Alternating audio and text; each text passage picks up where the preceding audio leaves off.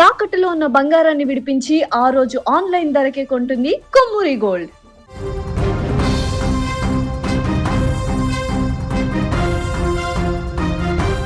ఉమ్మడి ఆంధ్రప్రదేశ్ మాజీ సీఎం నాదెండ్ల భాస్కర్ రావు కన్నుమూశారు. అనారోగ్య సమస్యలతో ఓ ప్రైవేట్ ఆసుపత్రిలో చికిత్స పొందుతూ ఆయన నిన్న తుది శ్వాస విడిచారు. ఉమ్మడి ఆంధ్రప్రదేశ్లో నెల రోజులు సీఎంగా పనిచేసిన రికార్డు ఆయన పేరు మీద ఉంది. 1984 ఆగస్టు 16 నుంచి సెప్టెంబర్ 16 వరకు ఆయన సీఎంగా బాధ్యతలు చేపట్టారు.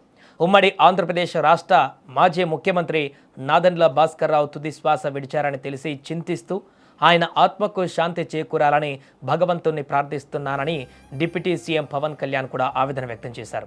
నాదెండ్ల భాస్కర్ రావు 70వ దశకం నుంచి ప్రజా జీవితంలో ఉన్నారన్నారు.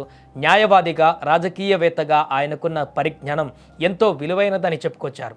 విజయవాడ ఈస్ట్, వేమూరు నియోజకవర్గాల నుంచి ఎమ్మెల్యేగా, ఖమ్మం నుంచి ఎంపీగా గెలిచి సేవలందించారని గుర్తు చేశారు పవన్ కళ్యాణ్. ఇక నాదెండ్ల భాస్కర్ రావు మృతదేహానికి మెగాస్టార్ చిరంజీవి నివాళులర్పించారు.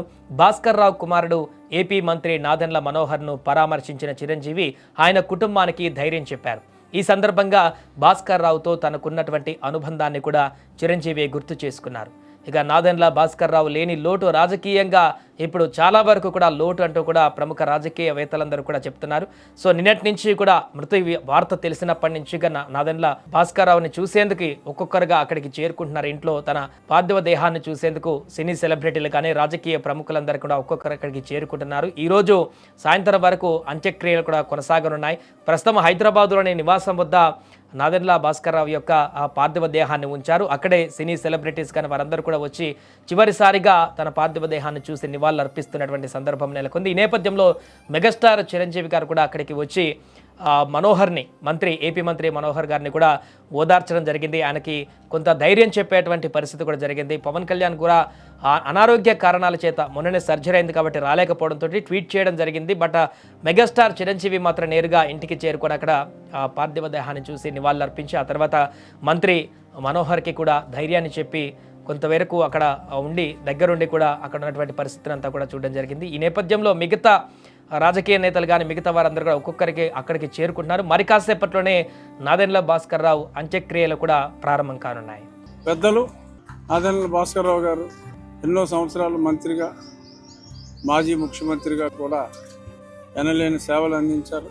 బ్రహ్మానందరెడ్డి పార్కులో ప్రతిరోజు సాయంత్రం 4:30 కల్లా ఆయన క్రమశిక్షణ, అలాగే ప్రకృతిని ఎంతో గొప్పగా ప్రేమించే మహోన్నత వ్యక్తి.